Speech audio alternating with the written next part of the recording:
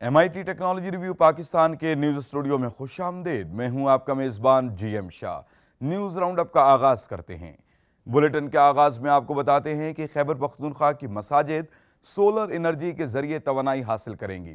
इस ज़िम्न में हाल ही में खैबर पख्तूनख्वा के वज़ीर आला परवेज़ खटक ने सूबा भर की मसाजिद को सोलर एनर्जी से लैस करने की हिदायत जारी की हैं।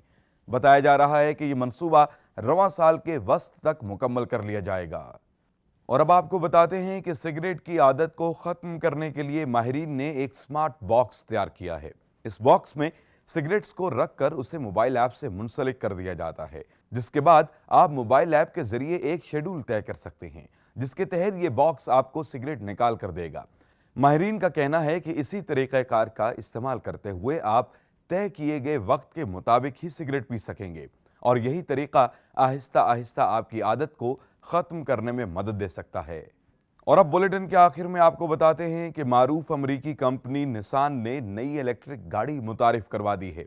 इस गाड़ी में 40 किलोवाट बैटरी नस्ब की गई है, जिसकी बदौलत ये 150 मील तक सफ़र कर सकती है।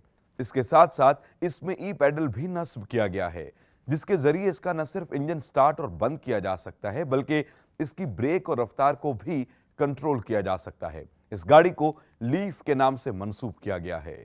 इसके साथ ही MIT टेक्नोलॉजी रिव्यू पाकिस्तान के न्यूज स्टूडियो से अपने मेजबान GM शाह को इजाजत दीजिए। अल्लाह निगहबान।